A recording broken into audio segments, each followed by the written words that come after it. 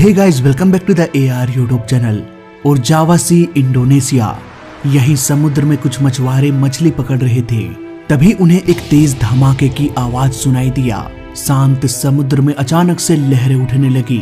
आखिर ये धमाका किस वजह से हुआ, ये देखने के लिए उन लोगों ने शिप को मोड़ दिया। और जब पास जाके देखा तो उन्हें अपने आंखों पर यकीन नहीं हुआ। ये एक विशालकाय प्लेन था। चारों तरफ प्लेन का मलबा बिखरा पड़ा था। पैसेंजर्स की लाशें चारों तरफ फैली हुई थी। आखिर इस प्लेन के साथ क्या, क्यों और कैसे हुआ, आइए पूरी कहानी की छानबीन करते हैं आज के इस केस स्टडी में। 28 दिसंबर 2014 Juanda international airport Indonesia, Airbus A320 का एक विमान जिसे एयर एशिया ऑपरेट कर रही थी। इस प्लेन में 155 पैसेंजर्स के साथ साथ 7 क्रू मेंबर्स एक एक करके प्लेन में सवार होने लगे। एयर एशिया फ्लाइट 8501 को सिंगापुर चेंगी इंटरनेशनल एयरपोर्ट जाना था। शाम के 5:35 में ये प्लेन धीरे धीरे रनवे पर रन करते हुए टेक ऑफ कर गया। इस प्लेन को समुद्र के रास्ते से होते हुए सिंगापुर करीब 8:30 तक पहुंच जाना था। कुछ ही मिनटों में ये 32,000 फीट के एल्टीट्यूड पर पहुंच गया। करीब आधे घंटे बाद धीरे धीरे मौसम खराब होने लगी। कैप्टन ने यह डिसीजन लिया कि हम प्लेन को थोड़ा सा ऊपर ले जाएंगे और इन तूफानी बादलों के ऊपर से होते हुए फ्लाई करेंगे। इसके लिए वो ATC से कांटेक्ट करने ही वाले थे कि कॉकपिट में एक अलार्म बजने लगा। ये एक मास्टर कॉशन अलार्म था। प्लेन में पीले रंग का मास्टर कॉशन अलार्म होता है जो ब्लिंक करने लगता है और हर एक 3 सेकंड में ये अलार्म बजाने लगता है। ये अलार्म बेसिकली बताता है कि भाई खतरा तो ज्यादा नहीं है, लेकिन फिर भी थोड़ा सावधान रहो। वहीं एक रेड लाइट भी होता है जिसे हम मास्टर वार्निंग अलार्म कहते हैं। अगर ये अलार्म बजा तो समझो खतरा है, तुरंत ही कोई ना कोई एक्शन लेना पड़ेगा। इसे एक एग्जांपल से समझते हैं कि सपोज एक प्लेन में 2 बैटरी लगा है और एक बैटरी डेड हो जाए। ऐसे में सिंगल बैटरी से भी प्लेन उड़ान भर सकता है। और वैसे भी हर एक प्लेन के इंजन में एक एक जनरेटर लगा होता है। बेसिकली प्लेन को इलेक्ट्रिसिटी की कमी नहीं होने वाली, इसलिए यहाँ पर मास्टर कॉशन अलार्म नहीं बजेगा बल्कि मास्टर वार्निंग अलार्म बजेगा रेड लाइट के साथ। सो अब आपको दोनों अलार्म के बारे में पता चल गया होगा। तो आइए चलते हैं एयर एशिया के पास।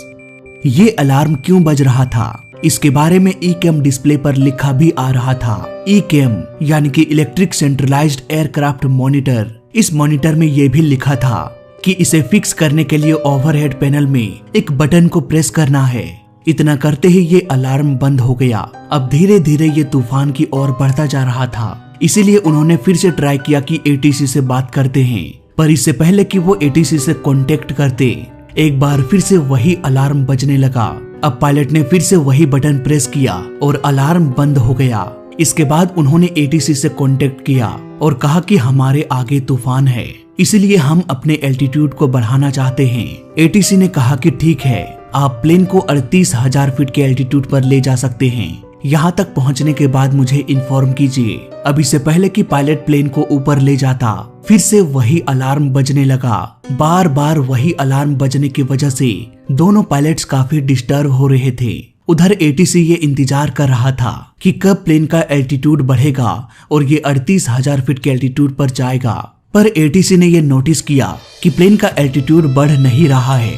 फिर अचानक से उन्होंने नोटिस किया कि प्लेन का एल्टीट्यूड बहुत तेजी से बढ़ने लगा। सिर्फ 54 सेकंड्स में ही ये 32,000 फीट से 38,500 फीट को भी पार कर दिया। ये लगभग 10,000 फीट पर मिनट के स्पीड से ऊपर उठ रहा था।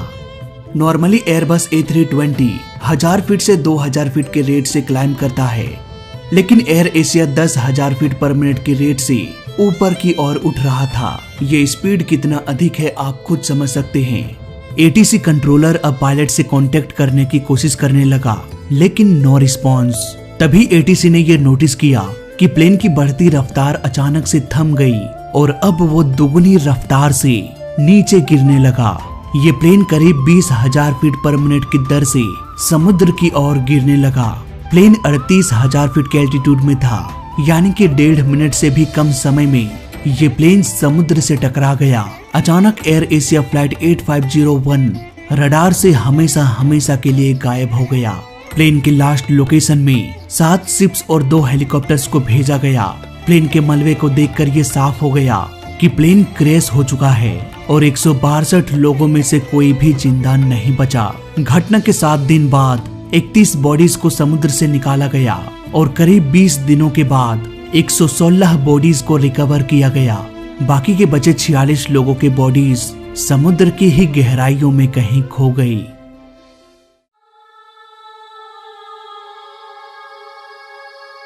इन्वेस्टिगेशन की टीम को अब समुद्र में डूबे उन सैकड़ों मलबे में से उन टुकड़ों को खोजकर बाहर निकालना था जो इस रहस्य से पर्दा उठा दे कि आखिर इस प्लेन के साथ क्या हुआ।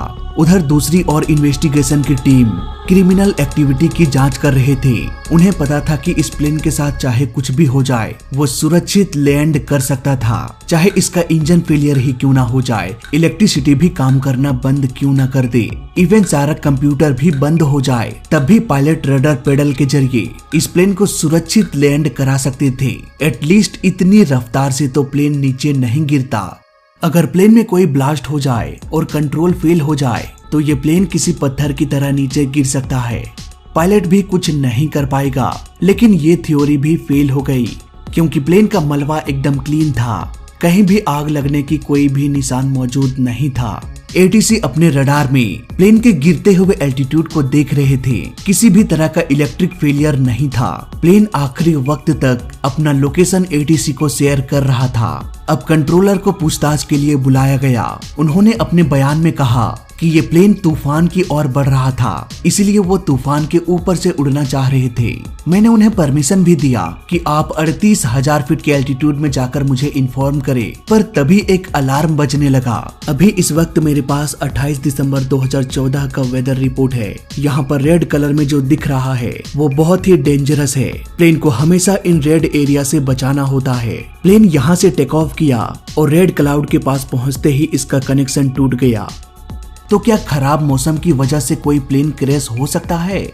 दोस्तों, प्लेन के बाहर बहुत सारे सेंसर्स लगा होता है, पीटर ट्यूब लगा होता है जो प्लेन के कंप्यूटर को बहुत सारी जानकारी देता है, जैसे कि एयर स्पीड, प्लेन का एल्टीट्यूड, मैक नंबर। इन सारी जानकारी के हिसाब से प्लेन का ऑटो पायलट प्लेन को गाइड करता है। अगर खराब मौसम की वजह से ये सेंसर्स ऑटो पायलट को गलत रीडिंग देने लगे तो ऐसा भी हो सकता है कि ऑटो पायलट प्लेन को गलत तरीके से कंट्रोल करना शुरू कर दे। ऐसा पास्ट में भी हो चुका है। एयर फ्रांस फ्लाइट 447 बर्फीले तूफान में फंस गया। हाई एल्टीट्यूड में टेम्परेचर -40 डिग्री से -60 डिग्री सेल्सियस तक चली जाती है। ऐसे कंडीशंस में प्लेन के पीटर ट्यूब में आसानी से बर्फ जम सकता है। इसके बाद ये भी हो सकता है कि ये सारे पीटर ट्यूब ऑटो पायलट को गलत जानकारी देना शुरू कर दे। सेम केस एयर फ्रांस के साथ भी हुआ था। ये प्लेन भी समुद्र में ही क्रैश हो गया। प्लेन में बैठे सारे लोगों की मौत हो गई। हो सकता है एयर एशिया के साथ भी कुछ ऐसा ही हुआ हो। उधर खोजी दल को कॉकपिट वॉइस रिकॉर्डर मिल गया।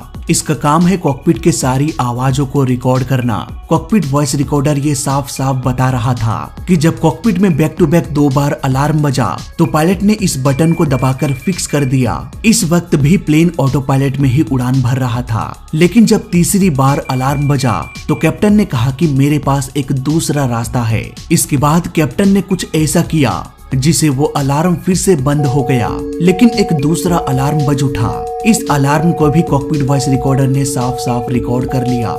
ये अलार्म बता रहा था कि प्लेन का ऑटो पायलट डिसएंगेज हो चुका है और प्लेन बिना किसी कंट्रोल के अपने आप ही ऊपर उठने लगा और महज 54 सेकंड्स में ही ये प्लेन 32,000 फीट से 38,500 फीट से भी अधिक ऊपर चला गया। इसके बाद प्लेन की रफ्तार इतनी कम हो गई कि ये स्टॉल कंडीशन में चला गया। कॉकपिट वॉइस रिकॉर्डर ने स्टॉल अलार्म को भी रिकॉर्ड कर लिया। स्टॉल में बेसिकली प्लेन की रफ्तार इतनी कम हो जाती है कि प्लेन उड़ने के बजाय गिरने लगती है, इवन प्लेन का इंजन ऑन ही क्यों ना हो। एयर एशिया 38,000 फीट से सीधे नीचे गिरने लगा। प्लेन अपने मैक्सिमम एल्टीट्यूड में था और इतने एल्टीट्यूड में किसी भी प्लेन को स्टॉल कंडीशन से बाहर निकाला जा सकता है। बस पायलट्स को प्लेन के नोज को ना तो अधिक ऊपर जाने देना है और ना ही नीचे। अगर प्लेन स्टॉल कंडीशन की वजह से नीचे गिर रहा है तो धीरे धीरे प्लेन के नोज को ऊपर करने की कोशिश करना चाहिए और ये इतना भी मुश्किल काम नहीं है। ऐसे में सबसे बड़ा सवाल ये आता है कि एयर एशिया का पायलट प्लेन को स्टॉल कंडीशन से बाहर क्यों नहीं निकाल पाया। जल्द ही इसका जवाब भी मिलने वाला था। क्योंकि खोजी दल को FDR यानी कि फ्लाइट डाटा रिकॉर्डर, जो प्लेन में हो रहे हर एक एक्टिविटी को रिकॉर्ड करता है, वो मिल गया। जब फ्लाइट डाटा रिकॉर्डर ने अपना राज खोला तो पूरी की पूरी कहानी ही बदल गई। फ्लाइट डाटा रिकॉर्डर ने यह रिवील किया कि जब तीसरी बार अलार्म बजा तब पायलट ने कुछ ऐसा किया जिससे पूरा का पूरा कंप्यूटर ही रीसेट हो गया। क्या होता है जब हम एक फोन को रीसेट करते हैं, पूरा ऑपरेटिंग सिस्टम एक नए सिरे से स्टार्ट हो जाता है। प्लेन का कंप्यूटर भी उसी तरह से रीसेट हो गया, ऑटो पायलट भी डिसएंगेज हो गया। अब कंप्यूटर को कुछ भी पता नहीं था कि हम कहां पर हैं और कहां जा रहे थे। एयरबस का ऑटो पायलट इतना एडवांस है कि वो बड़े ही आराम से प्लेन को स्टॉल से बाहर निकाल सकता है, पर अफसोस ऑटो पायलट भी डिसएंगेज हो चुका था। प्लेन धीरे धीरे स्टॉल कंडीशन की ओर बढ़ता जा रहा था, पर कैप्टन ने प्लेन को स्टॉल से बचाने के लिए कुछ भी नहीं किया। वो करीब 9-10 सेकंड्स तक बस देखता ही रहा। क्यों दोनों पायलट्स ने करीब 9-10 सेकंड्स तक प्लेन को बचाने की कोशिश नहीं किया? इस सवाल का जवाब किसी के पास भी नहीं था। लेकिन इसके बाद जो कुछ भी हुआ वो वाकई में हैरान कर देने वाला था। 10 सेकंड्स बाद कैप्टन ने चिल्लाते हुए कहा कि पुल डाउन, जबकि उन्हें ये कहना चाहिए था कि प्लेन के नोज को डाउन करो। पुल डाउन का मतलब को पायलट ने ये समझ लिया कि कैप्टन साइड स्टिक को पीछे खींचने के लिए कह रहा है, इसलिए वो साइड स्टिक को पीछे खींचने लगा। इसके बाद प्लेन और भी तेजी से ऊपर की ओर उठने लगा। दरअसल यहाँ पर कैप्टन साइड स्टिक को आगे की ओर पुश कर रहा था ताकि प्लेन के नोज को नीचे किया जा सके, और को पायलट उसके विपरीत साइड स्टिक को पीछे की ओर खींच रहा था, क्योंकि वो कैप्टन के कमांड को ठीक से समझ नहीं पाया। एयरबस के प्लेन्स में डुअल इनपुट सिस्टम होता है। इसके तहत अगर एक साइड स्टिक को आगे और दूसरे साइड स्टिक को पीछे खींचा जाए तो प्लेन का कंप्यूटर कंफ्यूज हो जाएगा कि आखिर सुने तो किसकी सुने, इसलिए वो दोनों के कमांड को कैंसिल कर देता है और इस तरह से प्लेन जिस कंडीशन में था वैसा ही रह जाता है। एयर एशिया के दोनों ही पायलट्स साइड स्टिक को एक दूसरे के विपरीत मूव कर रहे थे।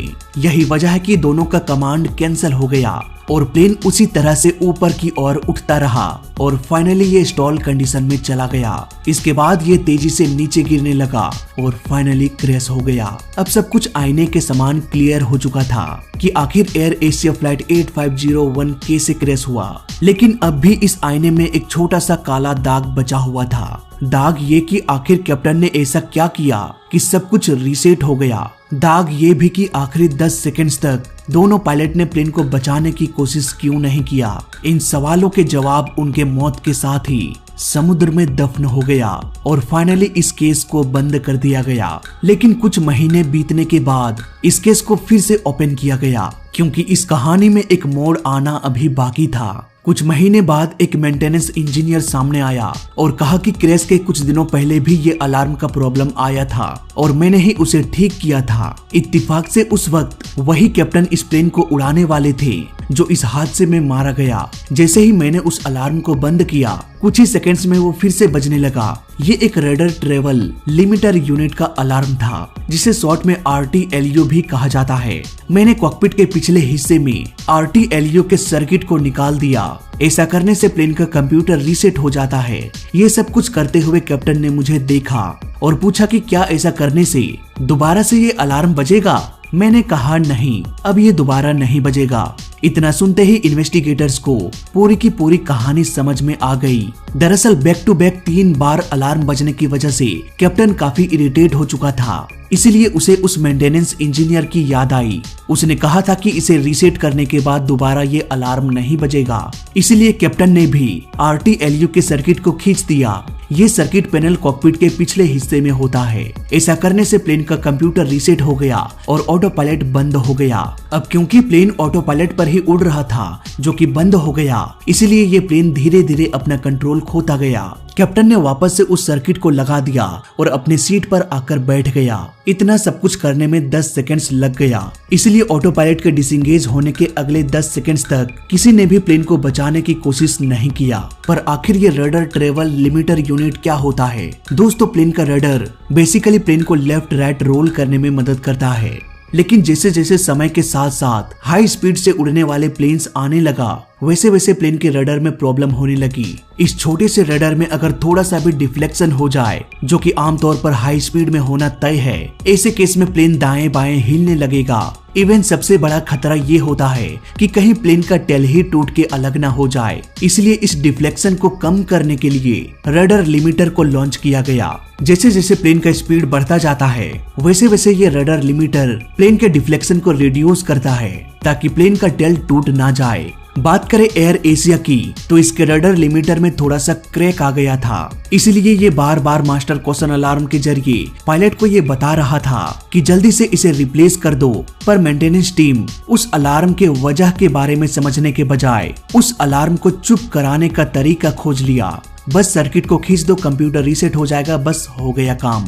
मेंटेनेंस गया तेल लेने। इस तरह से एयर एशिया फ्लाइट 8501 में एक साल में करीब 23 बार अलार्म बजा, लेकिन हर बार की तरह इसे खामोश कर दिया गया और इसी खामोशी ने 162 लोगों को भी खामोश कर दिया। इस हादसे में एक नहीं बल्कि बहुत सारी गलतियां हुई।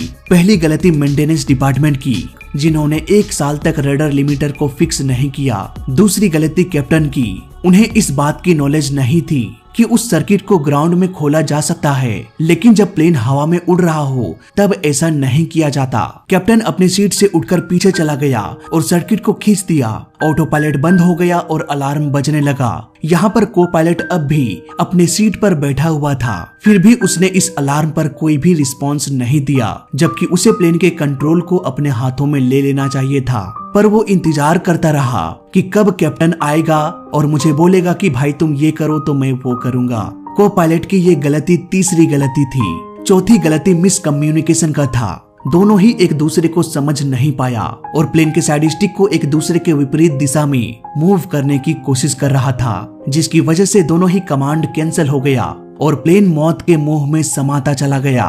एक छोटी सी गलती से भी प्लेन हादसा हो जाता है, लेकिन यहाँ पर गलतियों का भंडार था। यही वजह है कि एयर एशिया फ्लाइट 8501 हमेशा हमेशा के लिए खामोश हो गया और खामोश हो गई उन पैसेंजर्स की उम्मीदें, उनके रिलेटिव्स जो सिंगापुर में उनके आने का इंतजार कर रहे थे। वो पैसेंजर्स लौट के तो आए नहीं, अगर कुछ आया तो वो थी सिर्फ यादें, वो यादें जिसका इतिहास अब समुद्र में डूब चुका है। फिलहाल इस वीडियो में अभी तक के लिए बस इतना ही। वीडियो अच्छा लगा तो लाइक कर देना, बुरा लगा तो डिसलाइक कर देना और दोनों ही केस में इस चैनल को सब्सक्राइब कर देना, क्योंकि इस चैनल में सीखने के लिए बहुत कुछ है। तो मैं मिलता हूँ आपसे अगली वीडियो में, तब तक के लिए देखते रहिए और सीखते रहिए। जय हिंद, वंदे मातरम।